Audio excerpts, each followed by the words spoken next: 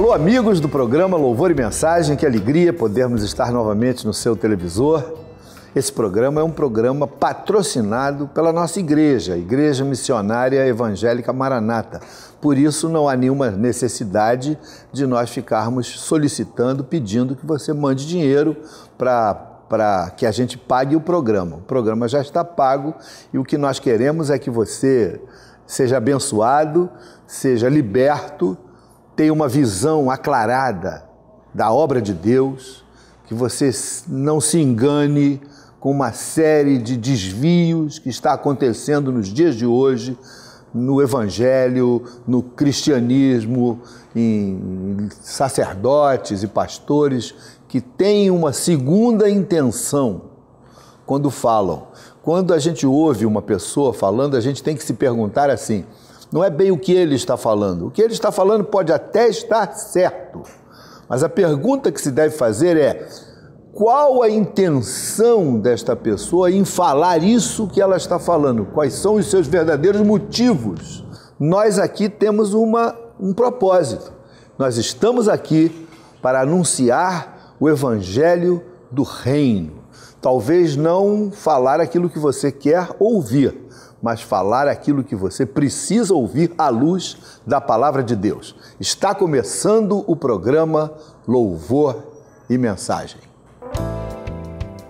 Olá, amigos. Bem-vindos ao programa Louvor e Mensagem. Hoje, no bate-papo, eu vou conversar com o Fernando Scotelaro. Ele é motorista e tem uma história linda de retorno com Jesus. Hoje, diácono na igreja, também participante de grupos de casais, e ele vai bater um papo comigo sobre como é importante voltar para o coração da igreja e ter um reencontro com Jesus. Tudo bem, Fernando? Tudo bem, Claudete. Fernando, vamos começar o nosso bate-papo sabendo como é que foi o teu encontro com Jesus. Pois é, eu em 1983, eu trabalhava numa grande loja de tecido em Copacabana e uma das vendedoras, que já era evangélica, ela me convidou várias vezes para mim visitar a igreja que ela frequentava. Aí ela ficava toda vez vamos, aquela coisa de insistência. Aquela coisa de insistência. Aí a pessoa diz assim, nossa, esses crentes são tão chatos. São chatos, né? Pois é, mas não sabe eles, né? Não sabe por quê. Aí eu falei assim, num dia, num sábado, foi um culto jovem, ela falou assim, vamos lá, vai ter bolo, vai ter doce, é muito legal, vamos lá. Eu, tá bom. Garota chata. Tá bom, vamos lá. Aí acabou, a loja fechava cedo nos sábados, 2 horas da tarde, 3, e nós fomos para a igreja, logo pertinho ali, na Praça Cezedelo Correia, em Copacabana, num sobradinho. Naquela época, a Igreja do Evangelho da Paz. Ela era dirigida pelo pastor Marcos Vinícius Brandão e a irmã Helena Brandão. Uhum. E eu fui assistir um culto jovem lá e gostei muito. Eu vi uma coisa diferente do que eu via por aí, coisa totalmente diferente. Jovens totalmente empenhados pregando o evangelho. Eu achei aquilo muito engraçado, muito legal. Aí fiquei assistindo e tal. Aí no dia, quando acabou o culto, ela chegou para mim e falou assim, amanhã tem o culto mesmo, o culto da igreja. Aí eu falei, então que horas é? Tal hora. Eu já estava interessado, né? E a mensagem já tinha tocado. Já tinha tocado, E aí eu fui ao culto de domingo. E no culto de domingo, eu me converti. Eu cheguei, fui à frente e aceitei a Jesus. E eu era fumante, fumava quase 3 maços de cigarro por dia e não fui liberto naquela noite. Eu ainda passei uns 2 meses, 3 meses, indo para a igreja com um maço de cigarro no bolso. E nesse período, a irmã Helena, ela fez um desafio e falou assim, olha, você que tem um vício, você que tem um vício de cigarro, de bebida, de drogas, desafia Deus, faça um desafio, entendeu? Entrega esse vício para Deus. Aí, Claudete, eu pensei aqui, aí falei assim baixinho comigo, se tu és Jesus Cristo mesmo, tu vai me fazer parar de fumar. Olha como grande foi minha surpresa. No dia seguinte, eu entrei, fui trabalhar, entrei num bar para tomar um café da manhã, comprei um maço de cigarro, bati o maço de cigarro como um vício tirei um cigarro, botei na boca. Quando eu acendi, eu senti como se tivesse algo me sufocando. E aquilo me sufocava até a hora que eu falei, dentro de uma galeria. Eu falei, ai meu Deus! E ficou todo mundo olhando para minha cara. Aí eu simplesmente peguei aquele maço de cigarro, joguei no lixo e nunca mais eu fumei. Que bênção, hein? Nunca mais eu fumei. E aí, que investimento na tua saúde. Investimento na minha saúde. Isso em questão de 3 meses. Deus já foi fazendo essas coisas na minha vida.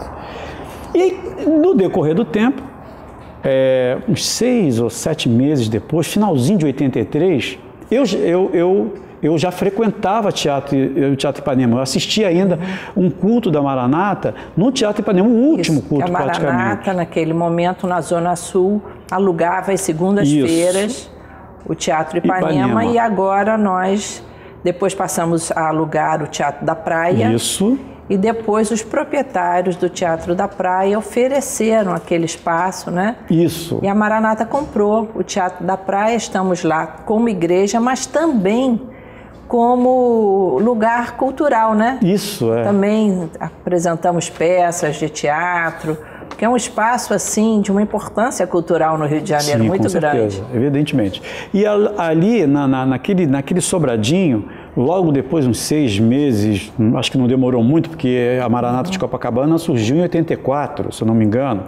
E o pastor Marcos Vinícius e a irmã Helena Brandão, num chamado de Deus para um outro ministério, para um outro trabalho, eles queriam entregar o ministério para uma igreja. Me parece que o pastor Marcos era muito amigo do pastor Paulo. Falou assim, eu vou entregar, vocês não se assustem, vocês vão continuar sendo ovelha, mas de um pastor muito querido, muito amigo. E aquela simplicidade do pastor Marcos, a senhora conheceu ele, aquela simplicidade dele falar. E nós vamos entregar para a Associação Missionária Evangélica Maranata. Que hoje é a igreja. Que hoje é a Igreja Missionária Evangélica Maranata. E foi entregue. Aí foi no dia da reunião, a senhora esteve lá, teve com os meninos do pequenininho, o pastor Paulo. Então nós passamos a conhecer a família Maranata. E passamos a ser família Maranata. E foi aí aonde Deus começou a operar firmemente, né, na minha vida. Agora, Fernando, uma coisa que eu quero até chamar um pouco a atenção nesse nosso bate-papo é que, mesmo tendo experimentado tanta coisa boa, né, você jovem, ter conhecido Jesus, ter tido essa libertação, você teve um período que você se afastou da igreja. Você deu aquela esfriada. Tanto que você diz que você foi como o filho pródigo. É verdade. Aquele que conheceu as bênçãos do pai, viveu na casa do pai e de repente se afastou. Você sabe que tem muita gente que está nessa situação hoje? Talvez até nos assistindo. Gente que já foi tão feliz na igreja que de repente, sem saber por quê, foi se afastando, foi esfriando, foi se envolvendo com uma coisa, com outra, às vezes um descaminho, uma ilusão, e quando se dá conta, não sabe como voltar. Foi mais ou menos isso que aconteceu contigo? Foi sim, foi. E eu digo até que, porque a parte afetiva da gente começa a ficar abalada. Então você já não começa, a tua parte espiritual com a parte afetiva começa a se misturar. Não foi assim uma coisa, você ficou chateado com isso e aquilo, foi como a Bíblia diz, os cuidados dessa vida, o envolvimento com a vida, não é? Naquela passagem que Jesus fala sobre a semente que cai, né, na boa terra, ou cai entre as pedras. Então, os cuidados da vida, o dia a dia, a ilusão da juventude, isso foi te afastando. Foi isso aí? Foi exatamente. Aí você, como frágil, totalmente frágil, você começa a ver que não tem mais espaço para você naquele lugar, entendeu? E você começa a dar margem, você começa a abrir mente para outras coisas do mundo. Porque aí o mundo começa a te mostrar outras coisas melhores, entre aspas, que a igreja tem, e você, o que você faz? Você segue o caminho. Aí eu não tive problema nenhum com a igreja. O problema foi comigo mesmo. Eu saí da igreja, entendeu? Eu estive 5 anos na igreja, quase 6 anos, estive sob o pastoreado do pastor Eugênio e logo depois, no rodízio da Maranata, o pastor Davi Silveira, que eu amo de paixão, é o meu pai na fé. Eu digo que ele é meu pai na fé, que ele me ajudou muito a caminhar esses 3 anos que ele teve lá. Mas logo depois que houve uma outra mudança de pastor, a minha vida já começou a ter uma ideia diferente. Não tinha nada a ver com a igreja, era eu mesmo, era o meu ego, talvez aquelas coisas antigas, né? Talvez o velho homem não tinha morrido ainda, não sei como foi. E aí, mas eu me desviei. Então, do retorno. O retorno foi a coisa mais linda, talvez. E o retorno é importante até para esses telespectadores que nos assistem, que estão vivendo mais ou menos uma experiência igual a tua, vejam como é gostoso voltar. Pois é. Como é importante voltar para Jesus. Eu digo sempre, pastora, que nosso Deus é o Deus das oportunidades. Eu digo que Ele é o Deus das oportunidades. Ele está a todo instante nos oferecendo oportunidades. E como é que foi o retorno? Vamos lá. O meu retorno foi o seguinte. Para animar a turma a retornar então, também. Então vamos lá. Existe aí um ditado que diz: se você não vem pela dor, vem pelo amor, vem pela dor. Realmente aconteceu uma coisa muito assim... impactante. Incisiva na minha vida, que foi a minha mãe. No começo, que eu estava caminhando, eu falei para ela assim: mãe, eu agora estou com Jesus. Eu queria que a senhora fosse para o céu junto comigo. Não queria ver a senhora no inferno. Eu pregava isso para ela. E depois que eu me desviei, que eu passei para o outro lado, eu fui vivendo a vida, minha mãe foi pregando: filho, volta para Jesus, volta para a casa do Senhor. Pô, a Maranata está tão boa, todo mundo lá na Maranata pergunta por você era baterista lá, e todo mundo pergunta por você, o pastor Davi pergunta por você. Volta, mãe, Jesus está fazendo a obra, Jesus está fazendo a obra, aquela coisa, né? Mas eu nunca fui arredio à palavra de Deus, a um convite. Bom, a partir daí, em fevereiro de 2007, a minha mãe me chamou na varanda da casa dela e falou assim: filho, você se lembra quando você falava para mim, lá em 83, 84, que você ia para o céu e não queria me ver no inferno? Pois bem, agora eu estou falando isso para você. E eu tinha 2 coisas na sua vida que eu queria que acontecesse: que você voltasse para a casa do Senhor e que você casasse com a Solange, que é minha esposa. Quer dizer, oficializasse a união. Vocês viviam juntos, mas não era casado oficialmente. Exatamente.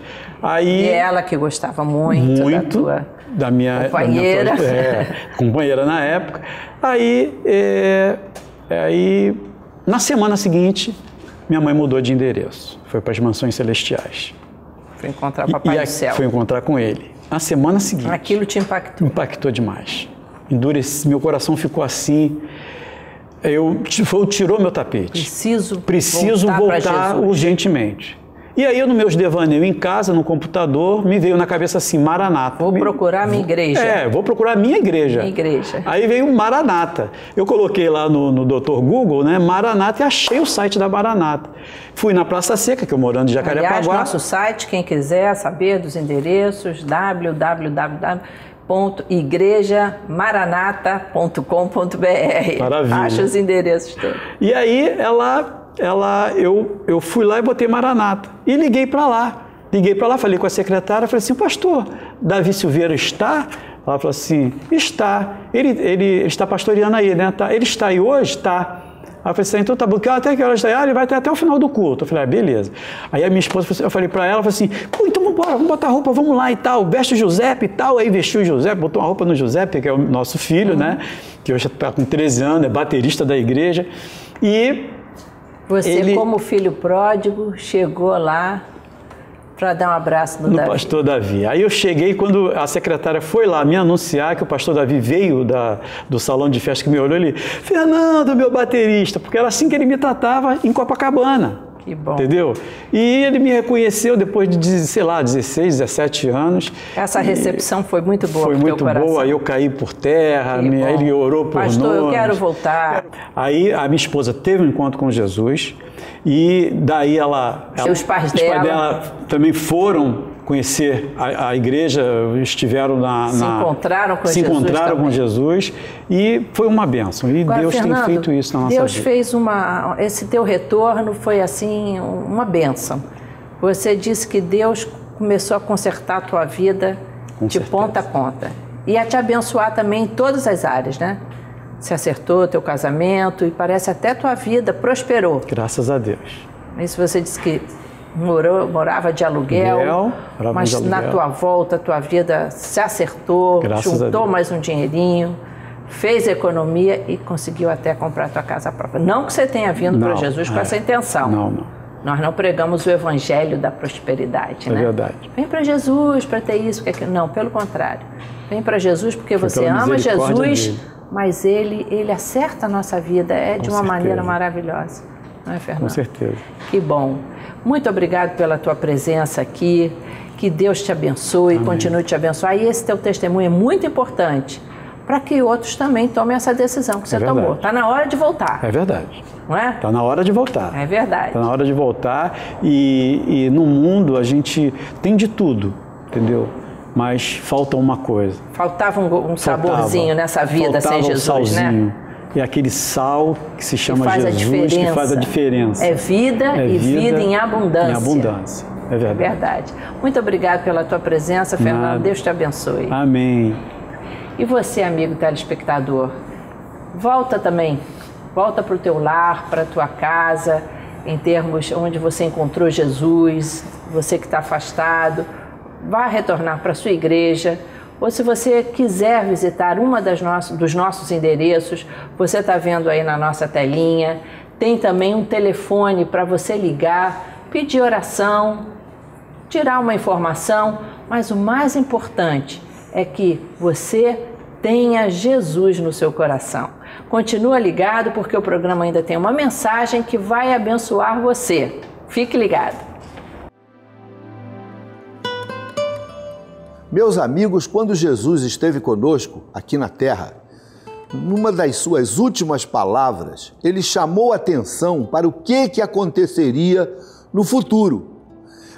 Mateus capítulo 24 fala, é uma palavra profética sobre o que ia acontecer. E ele diz assim, o Senhor